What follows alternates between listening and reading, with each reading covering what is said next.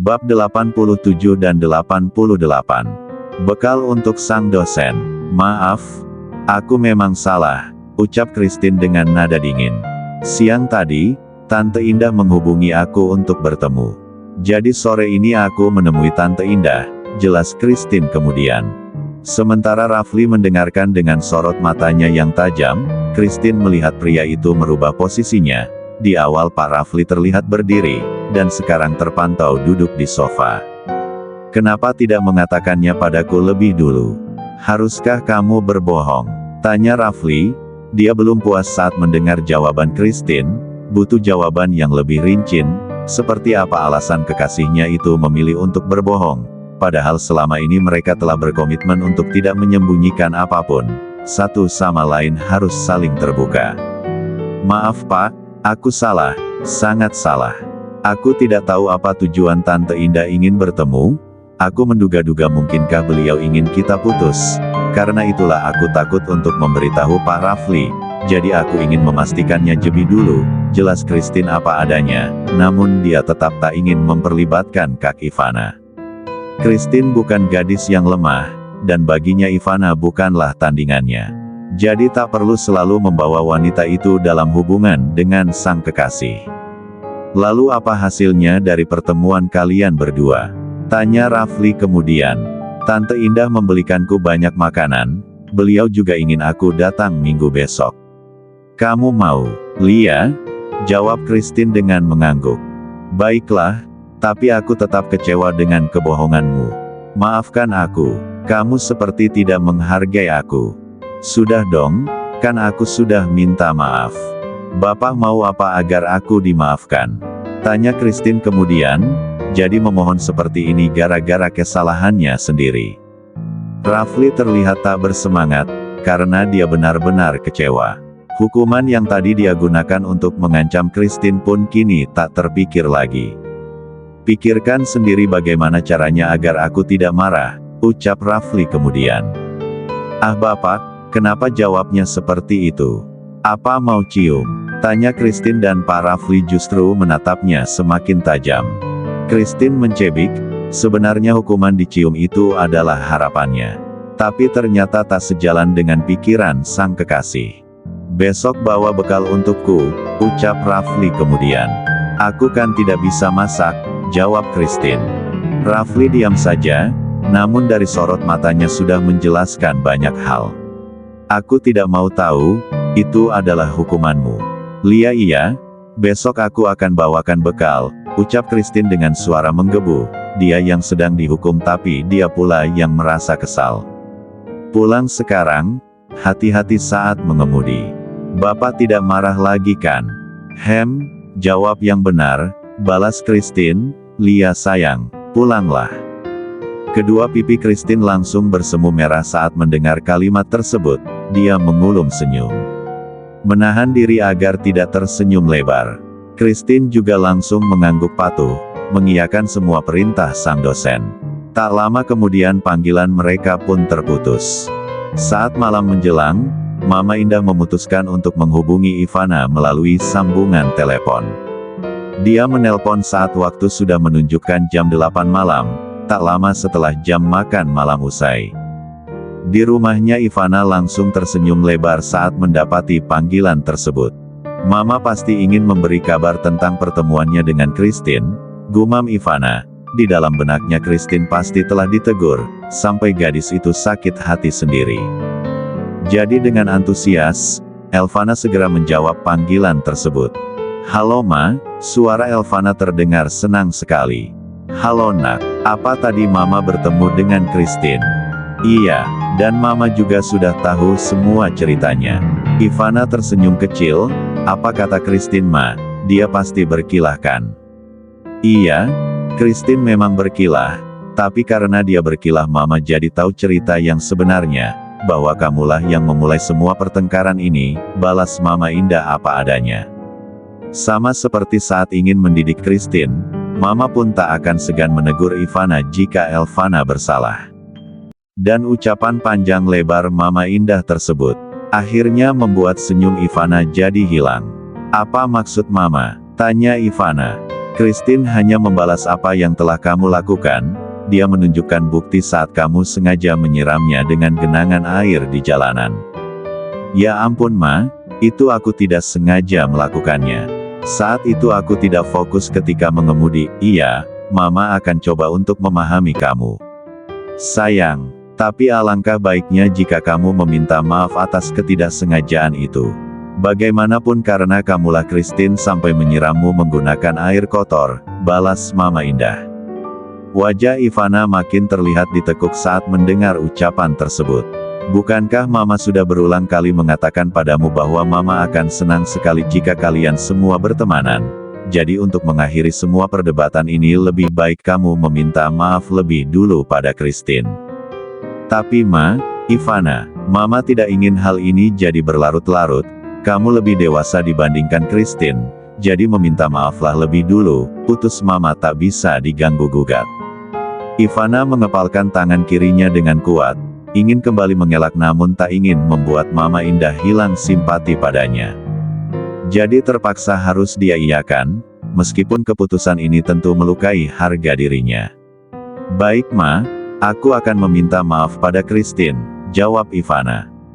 Mendengar ketulusan Ivana akhirnya Mama Indah pun tersenyum, dia sudah menduga bahwa Ivana pasti akan menuruti keputusannya. Setelah pembicaraan itu sambungan telepon di antara mereka berdua pun putus. Kurang ajar, anak itu sepertinya ingin menantangku, gumam Ivana. Ivana, ada apa? Tanya Momi. Dia baru kembali dari dapur dan melihat sang anak memasang wajah kesal di ruang tengah.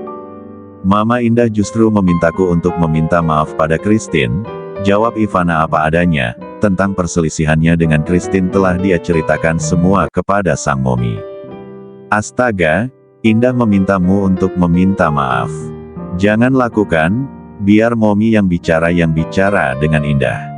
Jangan Ma, tidak perlu memperpanjang masalah ini, Christine menantangku, jadi yang harus kita hadapi sekarang bukanlah Mama Indah, melainkan Christine. Jadi apa rencanamu? Kita ikuti saja permainannya.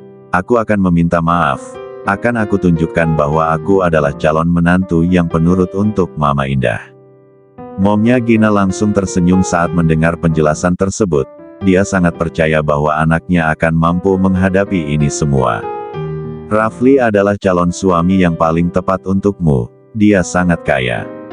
Hidup dan martabat kita akan terangkat jika kamu berhasil menikah dengan dia. Jadi lakukan yang terbaik. Manfaatkan Indah. Sebisamu, dia mudah sekali diperdaya, Liam Mom, jawab Ivana patuh, jadi merasa lebih baik setelah dia bicara dengan sang Momi. Karena Ivana sudah memiliki nomor ponsel Christine, jadi dia langsung mengirim pesan saat itu juga. Mama Indah sudah menghubungi aku, katanya kamu ingin aku minta maaf. Demi Mama Indah maka aku akan mengabulkannya. Maafkan aku, Christine, tulis Ivana. Pesan yang langsung dibaca oleh Christine. Jujur saja, Christine tak senang saat membaca pesan tersebut. Karena Ivana selalu saja membawa-bawa nama Mama Indah. Tapi bukan Christine jika dia diam saja, jadi Christine membalas dengan cara yang lebih licik. Aku maafkan, lain kali jangan mengadu apapun pada mama mertuaku, balas Christine. Sebuah balasan yang membuat Ivana jadi lebih kesal. Karena Christine tidak lagi menyebut Mama Indah dengan sebutan tante, tapi mama mertua. Cih, kurang ajar, kesal Ivana. Pagi ini Christine bangun lebih awal daripada biasanya. Dia langsung datang ke dapur dengan perasaan yang canggung. Bi, hari ini aku ingin membawa bekal, ucap Christine. Dia datang ke dapur kira-kira pukul 5 pagi, tak terlihat satupun anggota keluarganya ada di sana. Kedatangan Christine pagi itu cukup membuat semua pelayan merasa bingung, dan makin bingung saat mendengar apa tujuan sang nona muda. Baik Nona, kami akan menyiapkan bekal untuk Anda, ucap sang bibi. Maksudku aku ingin menyiapkan bekalku sendiri, balas Christine dengan cepat. Setelah mengatakan itu dia bahkan menoleh ke belakang takut ketahuan oleh sang Momi atau semua keluarganya yang lain. Orang-orang akan merasa heran melihat tingkahnya pagi ini. Pasti akan langsung bertanya kenapa tiba-tiba ingin masak sendiri untuk bekalnya, sementara Christine tidak bisa memberikan jawaban yang pasti. Sesuai kesepakatannya dengan sang kekasih, dia harus masak sendiri sebagai hukumannya berbohong kemarin. Christine kini tak bisa mengingkari kesepakatan itu, karena ini semua berhubungan dengan hati yang saling terhubung. Christine tidak ingin berbohong lagi, jadi dia harus benar-benar masak. Maaf Nona, tapi kan Anda tidak bisa masak, jadi biarkan kami saja yang menyiapkan semuanya. Aku akan masak yang gampang-gampang saja, Bibi cukup beritahu aku apa yang harus aku lakukan, balas Christine, tekadnya sudah bulat. Lebih baik sekarang ayo kita kerjakan sebelum orang-orang datang ke dapur, aku tidak mau Momi dan yang lainnya tahu bahwa pagi ini aku masak sendiri untuk bekalku, titah Christine. Para pelayan di sana tidak punya pilihan untuk menolak. Baik Nona, jawab semua pelayan dengan patuh. Masakan apa saja yang biasa digunakan untuk bekal? Tanya Christine, dia butuh pendapat karena merasa bingung. Nasi, lauk ikan, ayam atau daging, sup, tumis sayuran, irisan buah. Kenapa banyak sekali? Nona maunya apa? Ya sudah itu semua, untuk 2 porsi, balas Christine. Baik Nona, Anda ingin lauknya ikan, ayam atau daging? Ayam saja yang simple. Ayam kecap atau ayam balado? Ayam goreng. Baik Nona, silahkan ambil di lemari pendingin, ada kotak ayam yang sudah dimarinasi. Christine menurut. Untuk pertama kalinya dia membuka lemari pendingin khusus untuk penyimpanan daging tersebut. Dia perhatikan satu persatu sampai menemukan banyak potongan ayam di salah satu kotak. Gunakan apron ini Nona, ucap seorang pelayan, kain yang digunakan setelah pakaian untuk melindungi bagian depan dari badan. Setelah menggunakan apron itu, Christine berusaha menyiapkan kuali dan mulai menghidupkan kompor. Dia juga menuangkan minyak di dalamnya. Api kecil saja Nona. Jawab Christine singkat. Tinggalkan saja ayam goreng itu Nona, Anda bisa menyiapkan menu yang lain, ucap sang pelayan lagi. Dan Christine mengangguk patuh. Pagi ini dia benar-benar berkutat di dapur. Dinginnya AC di sana tak mampu membendung keringat di dahinya, bukan keringat lelah, namun gugup karena takut salah. Sebelum jam 6 bekal milik Christine telah selesai dan sialnya saat itu bertepatan dengan sang Momi yang datang ke sana. Christine, panggil Momi Aresa, dia heran dan dahinya berkerut melihat sang anak ada di sini. Sementara Christine langsung berdegup jantungnya. Mom, apa yang kamu lakukan? Aku ingin membawa bekal, Mom. Momi Aresa melihat kotak bekal di atas meja. Bukan hanya ada 1 porsi tapi 2. Nanti aku akan makan bersama temanku, ucap Christine langsung. Dia tahu apa yang ada di dalam pikiran sang Momi. Dan mendengar penjelasan anaknya itu, Momi Aresa langsung mengulum senyum. Teman-teman, bilang saja pacarmu, batin Momi. Aku sudah selesai Mom, aku akan naik ke atas untuk mandi, ucap Christine lagi, sebelum banyak ditanya dia. Ingin langsung buru-buru kabur. Aku akan meletakkan bekal ini di mobil dulu, kata Christine lagi. Kenapa langsung diletakkan di mobil? Nanti saja saat pergi bekerja. Aku takut lupa, Mom, balas Christine. Padahal alasan sebenarnya karena dia takut ketahuan oleh saudaranya yang lain. Momi Aresa hanya mengangguk saja. Setelah Christine pergi akhirnya dia bisa tersenyum dengan lebar. Momi Aresa tak akan memaksa Christine untuk jujur mengenai hubungannya dengan sang dosen. Lagi pula apapun yang dilakukan oleh sang anak dia telah mempercayai Christine secara penuh. Pagi ini Christine juga pergi ke perusahaan lebih awal, dia langsung menuju ke ruangan sang CEO untuk meletakkan bekal yang dia bawa di sana. Saat datang untungnya sekretaris Pak Rafli belum tiba, jadi memudahkannya untuk menyelonong masuk begitu saja. Namun alangkah terkejutnya Christine saat melihat Pak Rafli justru sudah ada di ruangan ini. Jantung Christine sampai berdenyut, sebab dia terlihat seperti maling. Bapak, kenapa sudah di sini? Tanya Christine. Katamu ingin datang lebih awal, jadi aku juga datang. Lebih awal? Balas Rafli. Pagi-pagi tadi mereka telah terhubung melalui sambungan telepon. Christine mengatakan bahwa pagi ini dia akan datang lebih awal dan meletakkan bekal yang dia bawa di ruangan sang kekasih, agar tidak terlalu mencolok di mata karyawan yang lain. Christine hanya izin dan memberi informasi saja, dia tidak menyangka bahwa kekasihnya pun akan ikut datang. Pagi juga. Maafkan aku tentang kemarin, ucap Aileen kemudian, karena seketika langsung ingat tentang kebohongannya. Christine juga berjalan mendekat dan meletakkan kotak bekal itu di atas meja. Aku sudah memaafkanmu, jawab Rafli. Dia keluar dari meja kerjanya dan mendekati sang kekasih.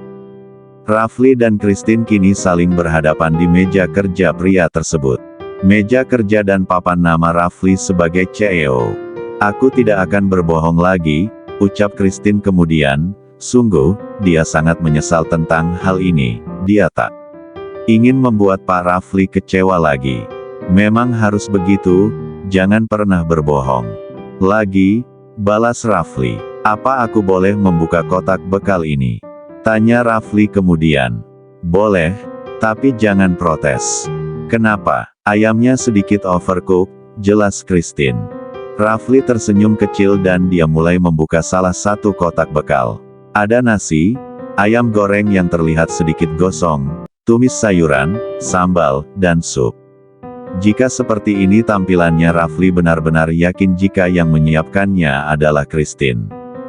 Setelah puas melihat isi bekal itu, Rafli kembali menutupnya, sebab bekal ini akan mereka santap untuk makan siang. Bagaimana? Apa Bapak puas? Tanya Christine, mendadak seperti kembali ke masa lalu, saat dia bimbingan dan butuh pendapat sang dosen tentang skripsinya. Tapi sekarang bukan skripsi yang dia ajukan, melainkan sebuah kotak bekal. Nilainya B, balas Rafli. Christine langsung mencebik, dia paling benci dengan nilai selain A. Dan melihat bibir yang mencebik itu, Rafli jadi gemas sendiri. Dia kemudian menarik hidung Christine dengan gemas. Kamu mau dapat nilai A? Tanya Rafli kemudian. Christine diam saja, namun sorot matanya menjawab Lia, sebab dia telah susah payah untuk menyiapkan bekal tersebut. Mulai sekarang jangan panggil aku Bapak jika hanya berdua, pinta Rafli. Kedua pipi Christine langsung bersemu merah saat mendengar permintaan itu. Lalu mau dipanggil apa? Tanya Christine.